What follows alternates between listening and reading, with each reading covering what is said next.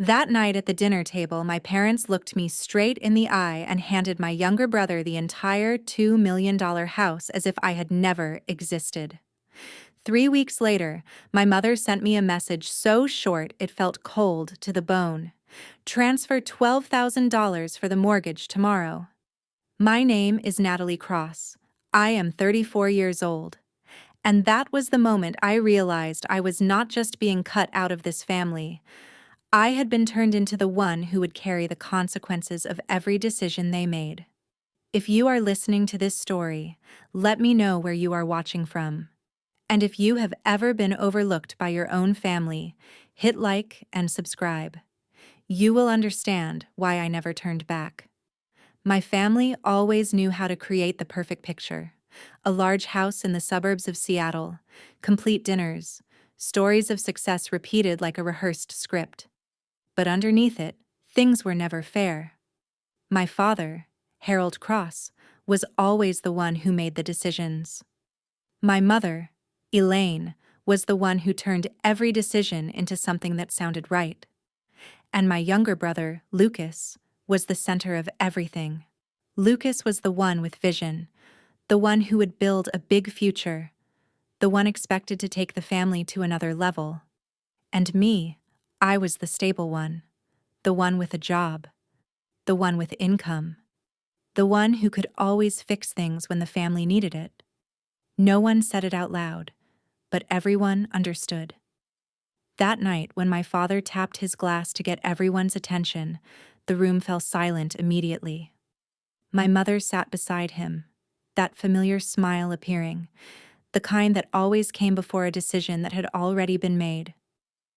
"We have just finalized some important paperwork," my father said. "This house now belongs to Lucas." Lucas jumped up and hugged them. He started talking about plans, about investments, about building an empire. His words filled the room like a declaration of victory. No one looked at me. I set my glass down. "What about the mortgage?" I asked. My mother sighed as if I had just interrupted something beautiful. "We are keeping the loan under our names," she said, "to protect Lucas's credit."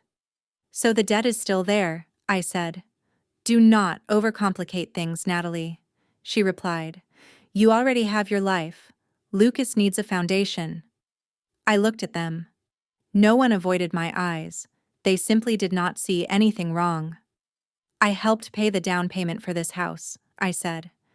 "And you got to live your life," my mother answered. "Lucas is building the future. You should support that."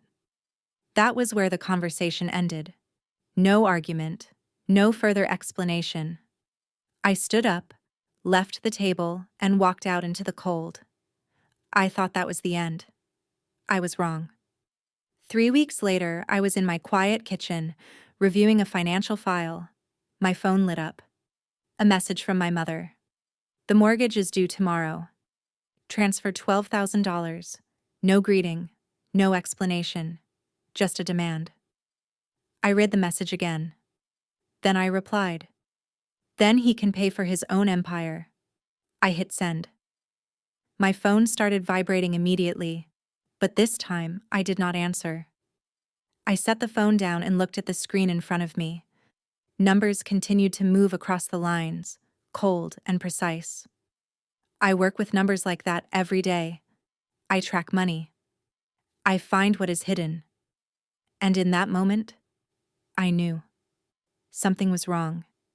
Not just the request for $12,000, but everything behind it. They thought I was just the one with money, but they forgot one important thing. I make money by finding the truth. And this time, I was going to start with my own family.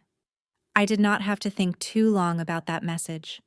Not because I was used to it, but because I had seen this happen before.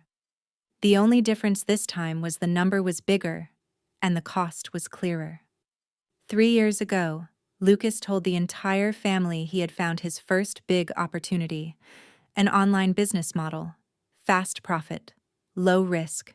He spoke as if everything had been perfectly calculated. My parents believed him. They always believed Lucas. The problem was, Lucas had no money and no credit, but he had something else: confidence and people willing to believe in it. Lucas convinced his friends to invest. People he knew, old connections, all pulled into his story about an opportunity. Money started coming in. Lucas spent it. When everything collapsed, no one looked for Lucas. They came to my family. My parents' phones started ringing constantly: messages, calls, demands for refunds. The atmosphere in the house shifted, but no one clearly said what was happening. I understood before they could explain. I did not ask many questions. I simply transferred $70,000 from my account to resolve everything. No contract, no commitment, no conditions. Just an action everyone silently accepted as the right thing to do. After it was over, everything returned to normal. Lucas said it was a lesson. My father said the family would not forget. My mother said I was the only one responsible enough to keep things stable. No one said it should not have happened in the first place. No one asked why Lucas did not face the consequences. And more importantly, no one changed anything. Lucas started again. A new idea, a new plan, another opportunity that would definitely work this time. Every time, the structure stayed the same. Lucas created the problem. My parents protected him. I handled the consequences. No one called it a system, but it worked exactly like one. Quiet, stable, never challenged. Until that dinner. When they handed a $2 million house to Lucas, nothing could be hidden anymore. It was no longer favoritism. It was a clear decision. Lucas was the priority. I was the one expected to stand behind. Not because I was weaker, but because I had never said no. And that was exactly why they did not think I would say no this time. The $12,000 message was not a request. It was the next step. Something obvious. They did not ask if I agreed. They simply assumed I would do it. Just like the $70,000 before. Just like every time before. But this time, something was different. I was no longer looking at this as help. I was seeing it as a pattern, a repeated behavior, a loop that would never end unless I stopped it. Lucas had never paid anything back. Not the $70,000, not any amount before that. There was no sign this time would be different. And that meant something. It meant the $12,000 was not the end. It was just the beginning. If I agreed, I would not just pay for 1 month. I would be paying for the entire system. I would continue being the one holding everything together so they could keep living the same way without changing. I sat still in my kitchen, looking at my phone. No new messages, no explanation. Just that familiar silence, as if they were waiting for me to do what I always did. But this time, I did not react immediately. I did not open my banking app. I did not transfer anything. I opened my laptop. Not to think, but to check. If this was only about money, I could refuse and end it. But if there was something bigger behind it, I needed to know. I logged into my financial system. Everything looked familiar until I saw a number that did not belong to me. $350,000. A loan. Under my name. Opened without me knowing. And in that moment, I understood. This time, they were not just repeating the past. They had crossed a line they could never come back from. I did not open that number again. $350,000 was no longer something that needed to be double-checked. It was there, clear, precise, and enough to change everything. What I needed now was not confirmation. I needed to understand the entire flow behind it. The next morning, I sat in front of my computer and logged into my banking system with full access. Because my name was on the loan file, every piece of data was available to me without any restriction. I was no longer looking at the amount. I was looking at movement. The loan had been dispersed in a single release, not split, not staged. The entire amount was transferred out on the same day. The destination was a business account. The name on that account was Cross Horizon Group, Lucas's company. I did not stop at the name. I downloaded the full transaction history and ran it through the same analysis system I use at work. If this were a real business, the money would show it. Operating costs, vendor payments, employee salaries, service expenses. But the data in front of me had none of that structure. 3 days after the money came in, a large transaction appeared. $120,000. A direct payment to a luxury car dealership. No installment plan, no financing agreement, just a completed transfer. I kept scrolling. $30,000 at a high-end jewelry store, $15,000 for a 5-star resort, restaurant charges, first-class flights, personal services. Every transaction shared the same pattern.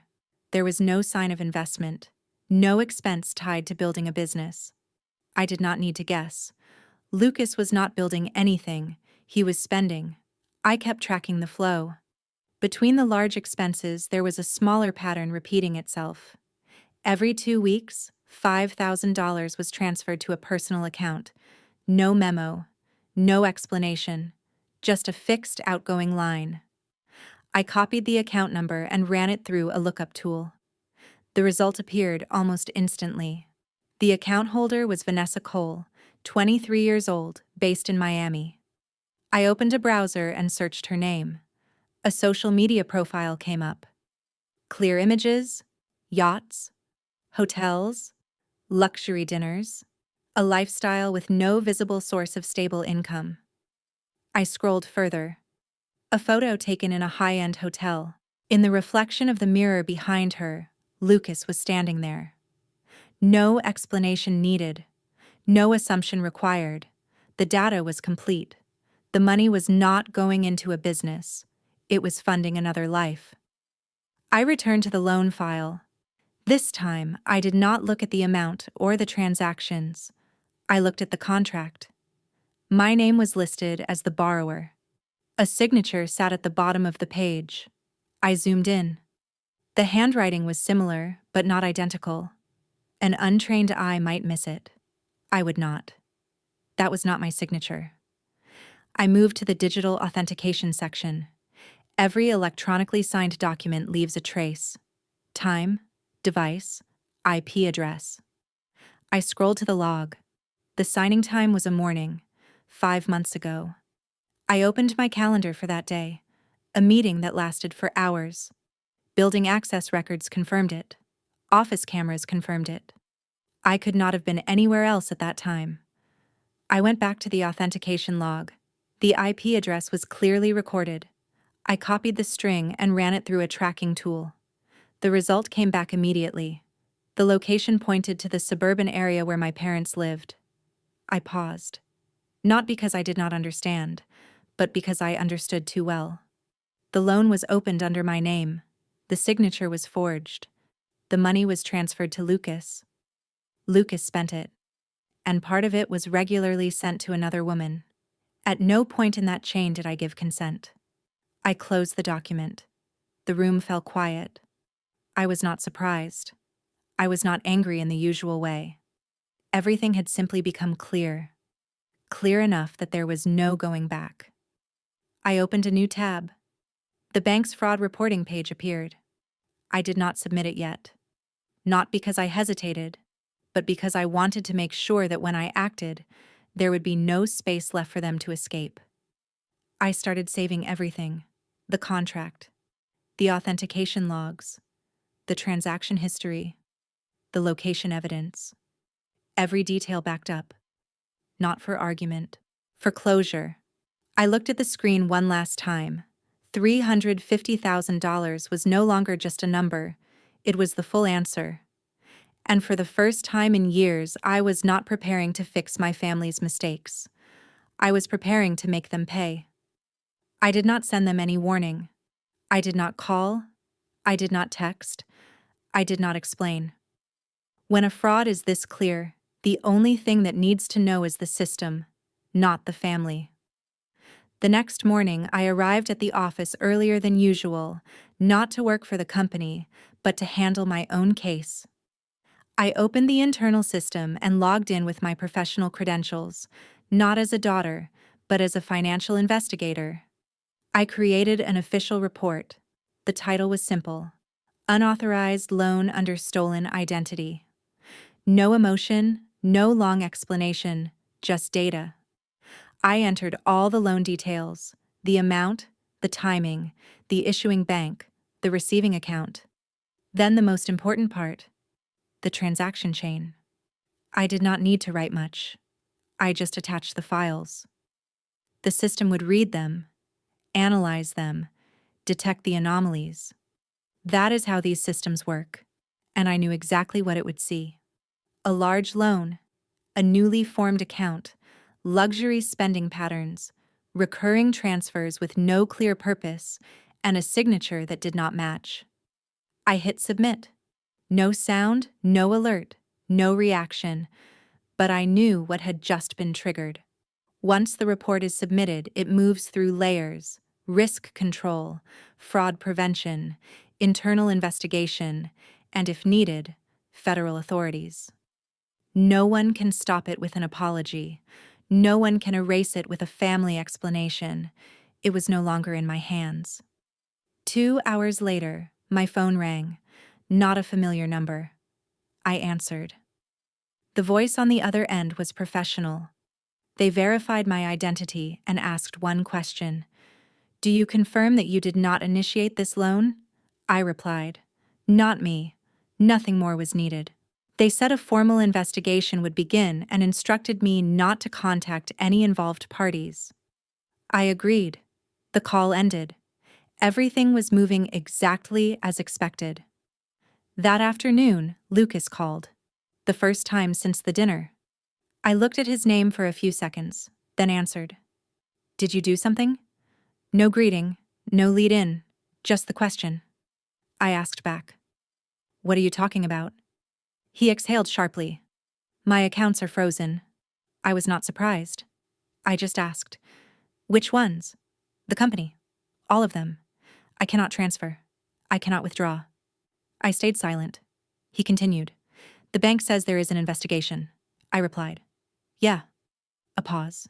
Then he asked directly, "Was it you?" I did not avoid it. "Yes." No explanation, no justification, just one word. He went quiet for a few seconds, then gave a short laugh. "You are making this bigger than it is." I answered, "No. You already did." His tone tightened. "That is family money," I said. "That is a loan under my name." He did not argue. He shifted. "You are destroying everything," I replied. "No. I am just done fixing it." The call ended. No shouting, no argument, just two people standing on completely different sides. That night, my mother called. I answered. She did not hesitate. "You need to call the bank," I asked. "For what?" "To stop this," I said. "It cannot be stopped." She spoke quickly. "Just tell them it is a misunderstanding," I asked. "What misunderstanding?"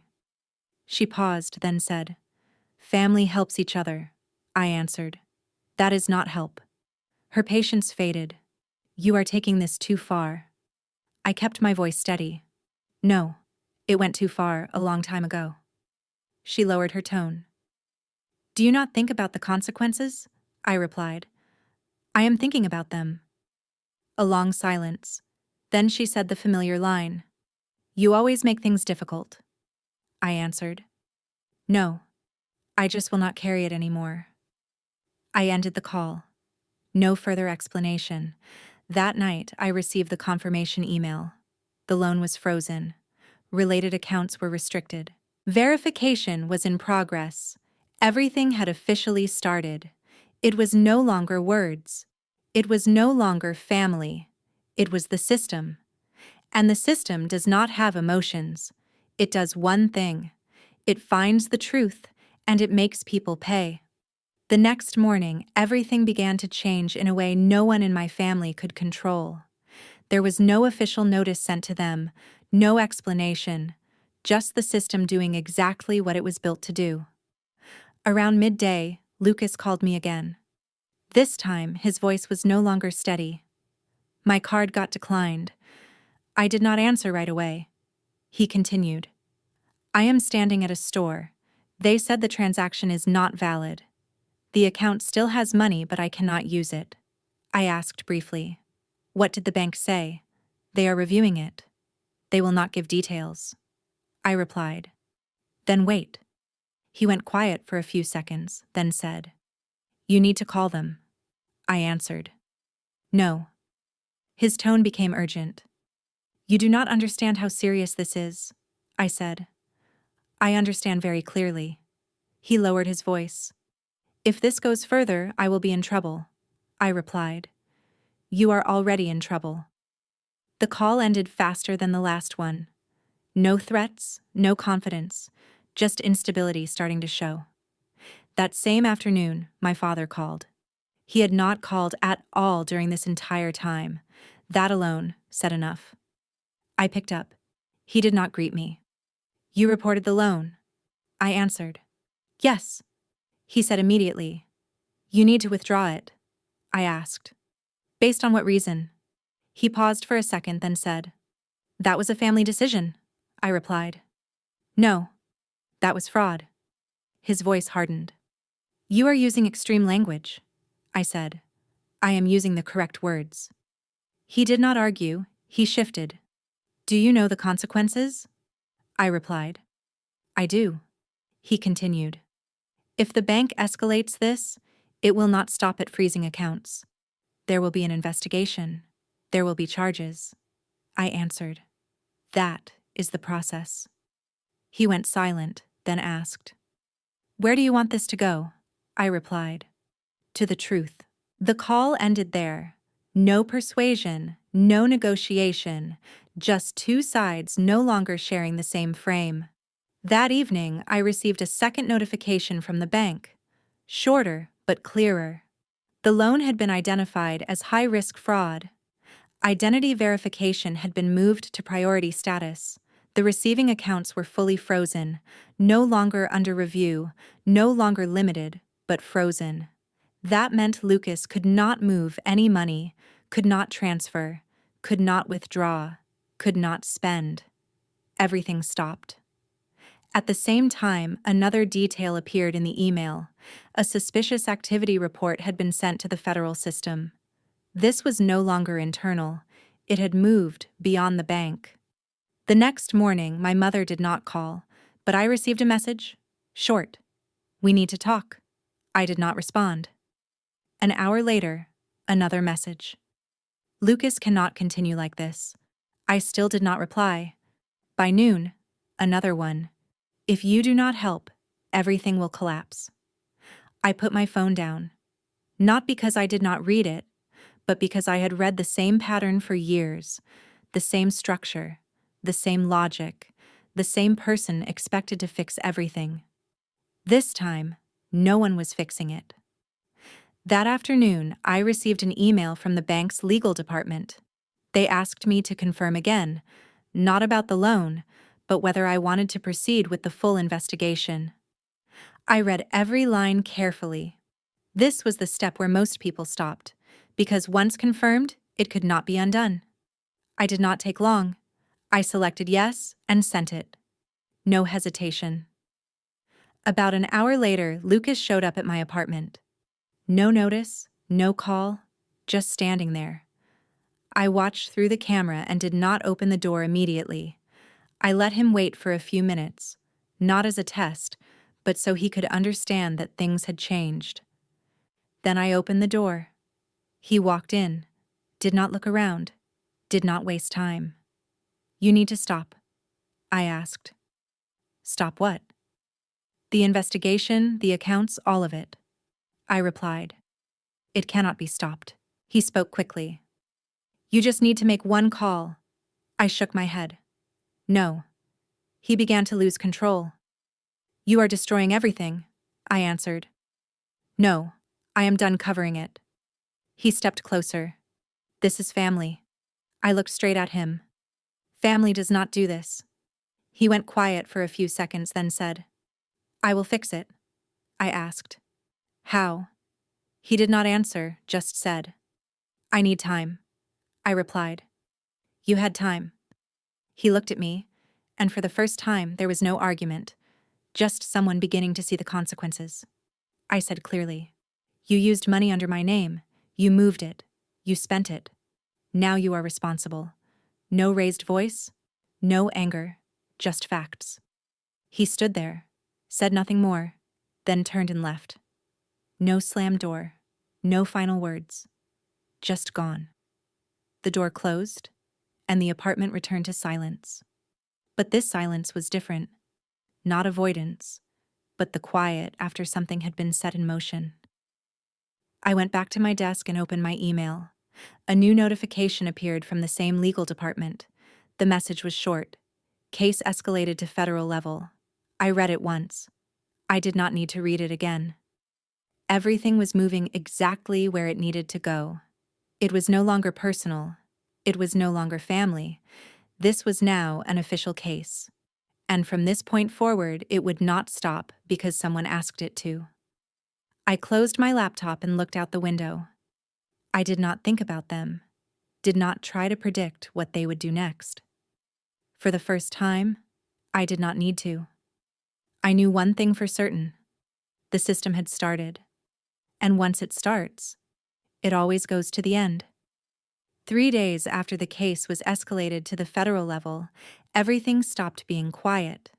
The signs began to surface, not inside the family, but inside the system. I received an email from the bank's investigation unit stating that a data request order had been issued. All accounts connected to Cross Horizon Group were now under full review, not just the primary cash flow, but secondary transactions, linked accounts, and access devices. That meant everything Lucas had done over the past 6 months was being opened, without selection, without omission. That same day, another notification arrived from Experian. It was not a fraud alert, it was a credit file update. The $350,000 loan had been officially marked as disputed. My credit score began to adjust. Not fully restored, but enough to show the system was correcting itself. I did not need to do anything else. I only needed to wait. That afternoon, I received a call from an unknown number. The voice on the other end was not from the bank, not from my company. It was a federal agent. He confirmed my identity, then went straight to the point. "We are investigating a fraud case involving a loan under your name." I replied.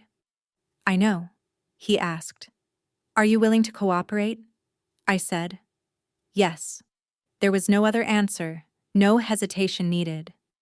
He asked me to confirm several details: the time the contract was signed, my location that day, my relationship with the individuals involved.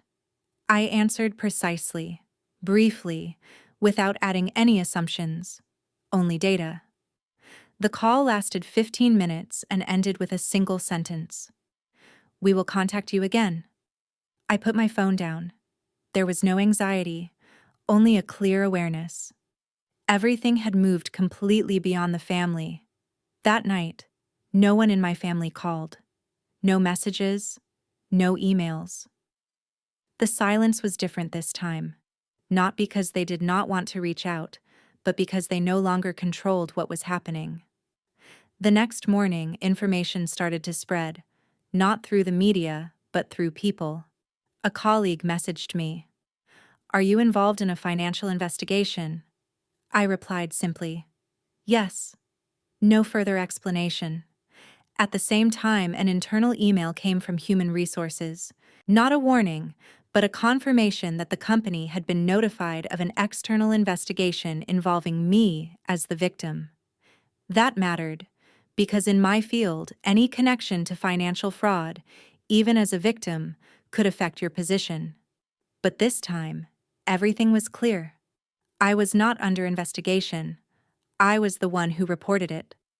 That afternoon, I received another notification from the bank. Short and clear. Funds traced and partially recovered. A portion of the money had been tracked. Not all of it. but enough to confirm the flow.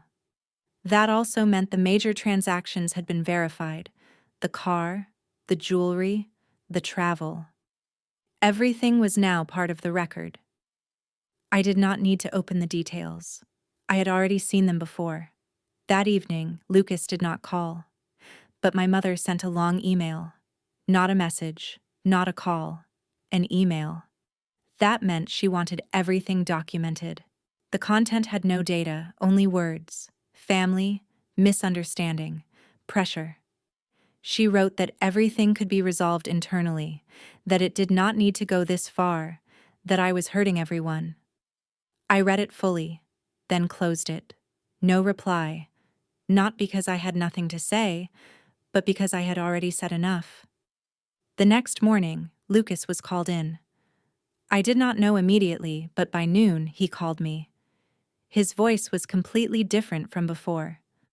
No tension, no force. Only one thing left. I just met with them. I asked. Who? Investigation. I did not ask more. He continued. They know everything. I stayed silent. He said. The accounts, the transactions, all of it. Nothing surprising. I already knew that would happen. He continued. They asked about the company. I said. That is not a company. He did not argue. He just said. They asked about Vanessa. I did not respond. He said. They have photos. I replied. I do too. There was a pause, longer than before. Then he asked. How far are you going to take this? I answered. To the end. Not loud, not emphasized, just an answer. He said nothing else. The call ended. That same afternoon, I received one final email in that chain from the agent who had called me earlier. The message had only one line: formal charges under review. No details, no explanation, but enough. I read it once, then closed my laptop. There was nothing more to add. Everything had been determined, not by me, but by the system. I was no longer the one controlling the story. I was just the one who started it. And from this point on, everything would continue in the direction it had to go. It could not be stopped. It could not be reversed. It could not be negotiated. There was only one outcome left. The truth would be confirmed, and the consequences would reach exactly who they were meant to reach. 1 week after the case was escalated to the federal level, the next step came faster than I expected. It was no longer just investigation. It was action. I was at the office when I received a call from the agent assigned to the case. His voice carried the same professionalism as before. We have completed the initial review. I did not ask anything further. He continued. There is sufficient basis to proceed with the next measures. I understood exactly what that meant. It was no longer suspicion, it was confirmation. He informed me that several orders had been approved. No details, no need for details. It was enough to know that everything had moved into execution. The call ended quickly. No advice, no further instructions, just a notification. That afternoon, everything reached my family, not as indirect information, but as reality. My mother called repeatedly. I did not answer. Then came the messages, no longer long, just short and urgent. Call me back. This has gone too far. Someone came to the house. I did not respond immediately. An hour later, Lucas called. This time, there was no composure left. Someone came to the house. I asked. Who? He answered. The bank. And the police. I said nothing. He continued. They asked for documents. I asked. Did you give them? He went silent for a few seconds, then said, They have a warrant. That meant there was no choice, no negotiation, no delay. Everything had moved completely out of control. I ended the call. There was nothing more to say. That evening, I received an email from the agent. Short. Search executed. No explanation, no details, but enough. Physical evidence had been collected: devices, documents, everything connected to the loan and the flow of money. I did not open anything further. I did not need to. I knew the process. Once it reached this stage, everything would be reconstructed completely, not based on statements, but on data. The next morning, my mother appeared at the office without notice, without calling, just standing at the front desk. I was informed. I did not go down immediately. I let her wait, not to create pressure, but to maintain distance. Then I went down. She looked at me, not like before. No control, no arguments, only one request. "You have to stop this," I replied. "It cannot be stopped." She spoke quickly. "You just need to tell them it is a misunderstanding," I asked. "What misunderstanding?" She did not answer directly, only said, "Family does not do this to each other," I replied. "Family also does not use each other's identity." She went silent, then said, "Lucas did not know it would go this far." I looked at her. "He knew what he was doing." She shook her head. "You do not understand the pressure he was under." I answered, "I do not need to."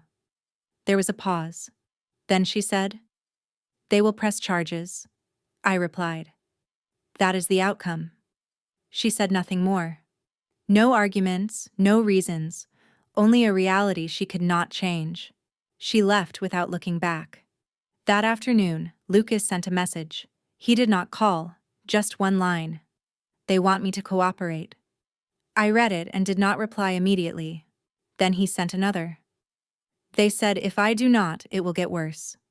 I answered, "That is your choice." Nothing more, no guidance, no advice. He had to decide for himself. That evening, I received another update from the agent.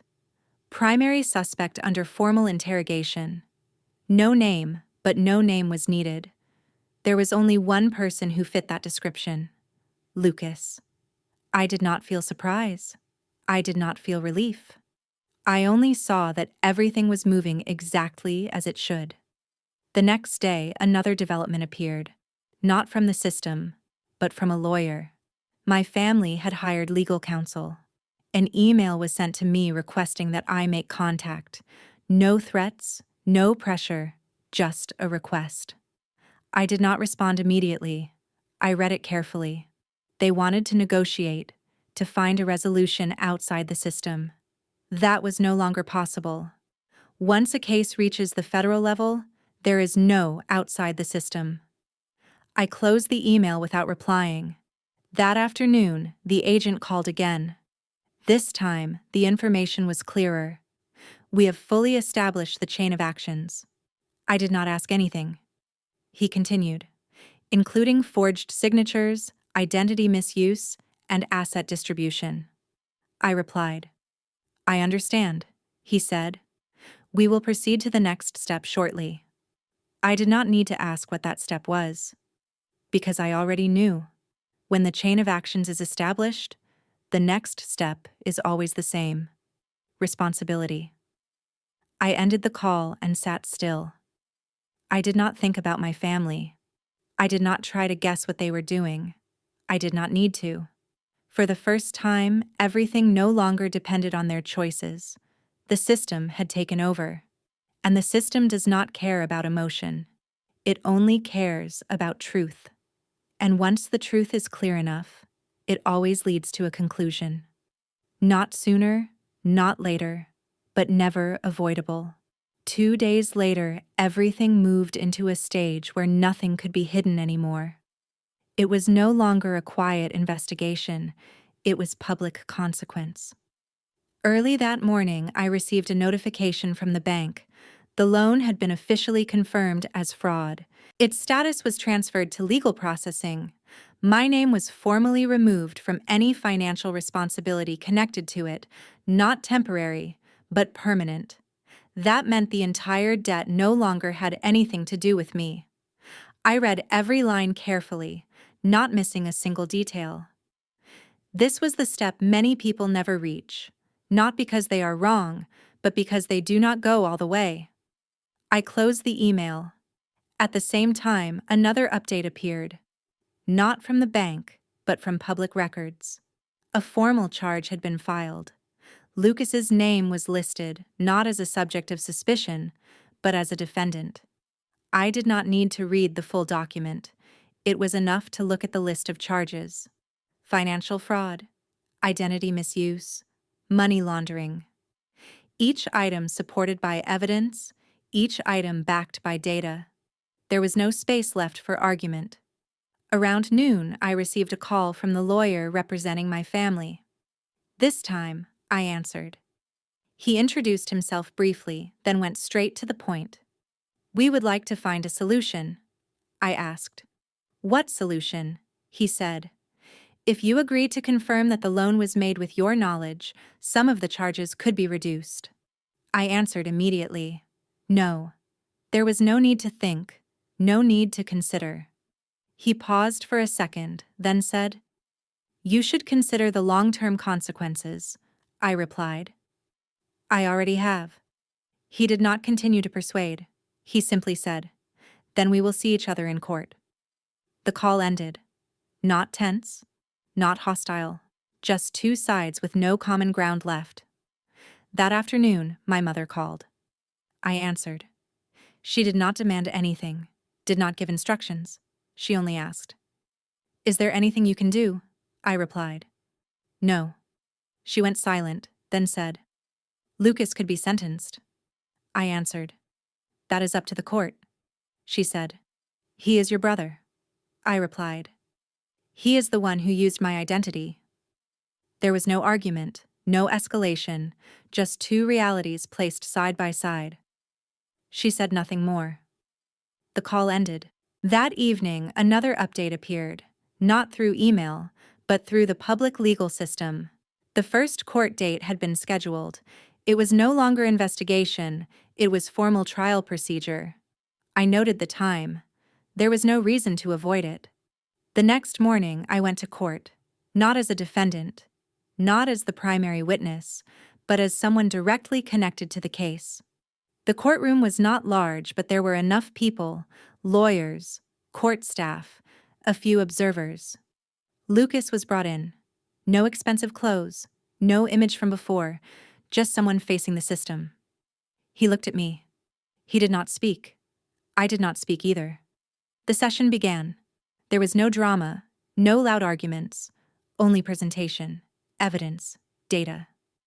Lucas's lawyer tried to reduce the severity, speaking about pressure, about misunderstanding, but each time the prosecutor responded with a document, a transaction, a signature, a system log. Everything was clear. There was no need to argue, only to display. I did not need to say much. I only confirmed what had already been recorded. Nothing more, nothing less, no speculation. The first session ended quickly. There was no immediate verdict, but the direction was already clear. After the session, Lucas was escorted out. He paused for a second, looked at me, then said, "You did not have to do this." I replied, "You did not have to start it." He said nothing else. He was taken away. I left the courthouse without looking back, without thinking further about that exchange. Everything that needed to be said had already been said. In the following days, updates continued. Part of the assets was recovered. The car, some accounts, several transfers. Not everything, but enough to confirm the full chain of actions. My family no longer contacted me much, not because they did not want to, but because there was nothing left to say. Every argument had ended. Every reason had been replaced by evidence. I continued my work without interruption, without change. There was only one difference. For the first time in many years, I was not fixing someone else's consequences. Everything was handled where it belonged, in the system, in the law, not inside the family. And that created a shift I did not need to describe. It was not relief. It was not victory. Just a different state, clear, stable, no longer carrying a burden that was never mine. I looked back at the entire process, not to regret, but to confirm.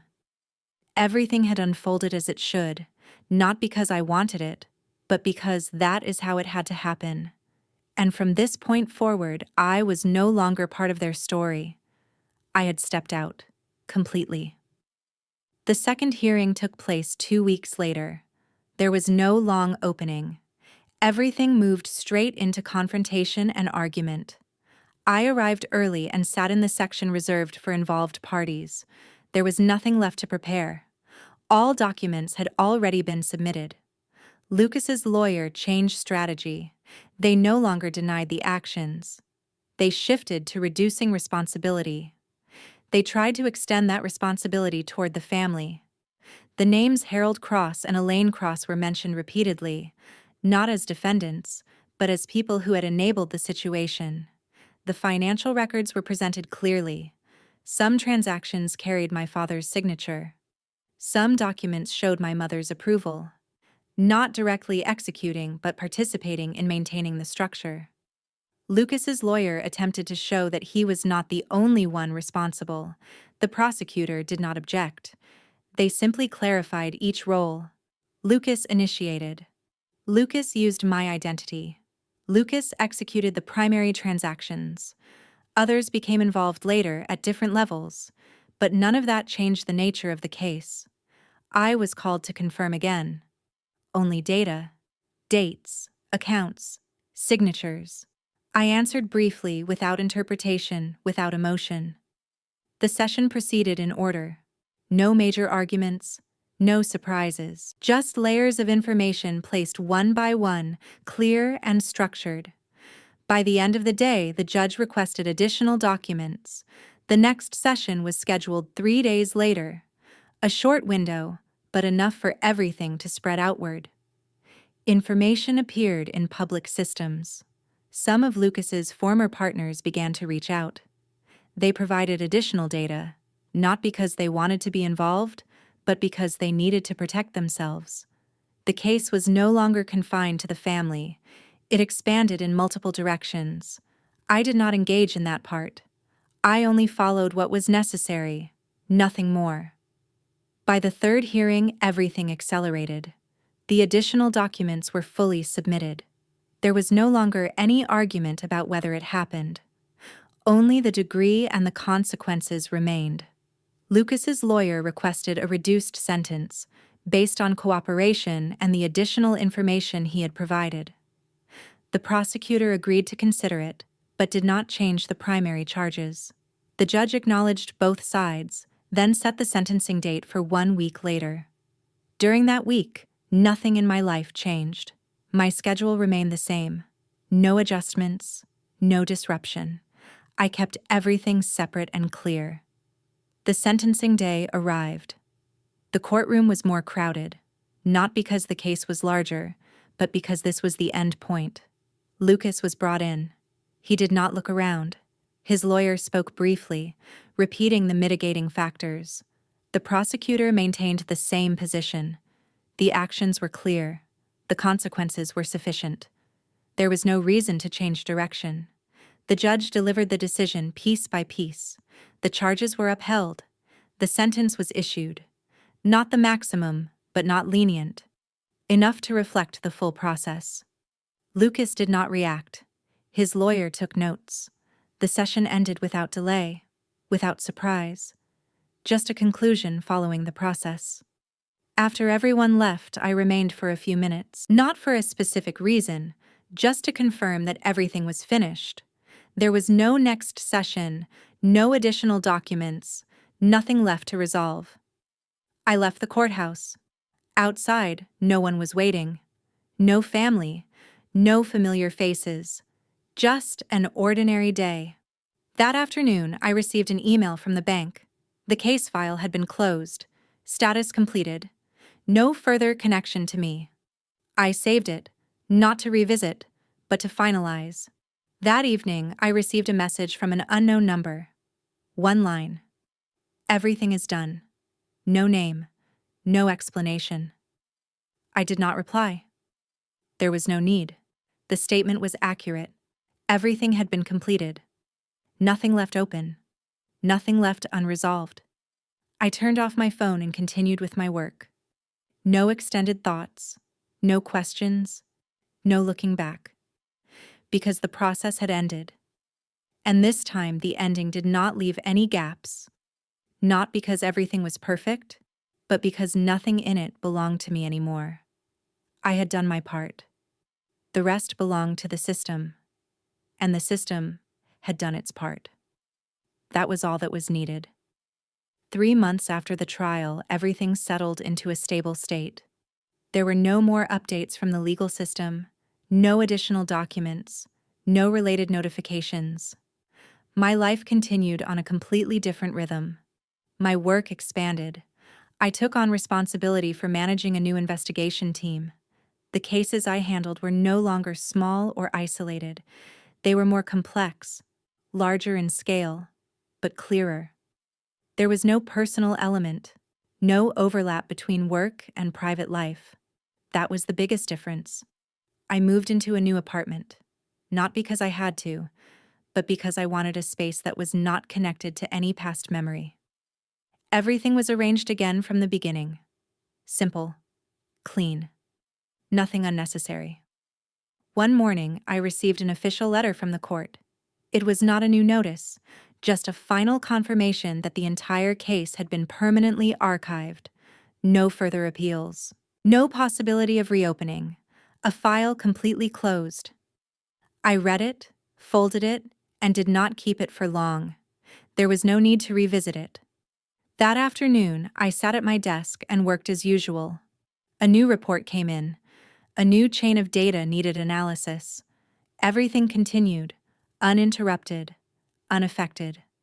I realized something simple. The real ending does not come from the trial. It does not come from the verdict. It comes from the moment when nothing from the past can reach your present anymore. I was no longer the one fixing other people's mistakes. No longer the one standing behind decisions that were never mine. No longer the last option when everything collapsed. I was the one who defined the boundary. And this time, that boundary held. Life did not become perfect, but it became clear. And clarity was enough. I continued my work. I continued building what belonged to me. No need to look back. No need to prove anything. Just moving forward and keeping everything in its proper place. If you have followed this story to this point, then you probably understand one thing very clearly. Not everyone who carries the name of family is truly family, and not every silence or endurance is love. Sometimes, the only thing you need to do is stop. Stop saving people who do not want to be saved. Stop sacrificing for those who only see you as a last option, and start choosing yourself. If you have ever been in a position like mine, if you have ever paid for someone else's mistakes, or been overlooked by your own family, share your story in the comments. I will read it. And maybe your story will give someone else the courage to step out. If this video made you think, if it made you a little stronger, hit like and subscribe so you do not miss the next stories. Because sometimes, just one story is enough to change how you see your entire life. And remember this: no one has the right to write your future except you.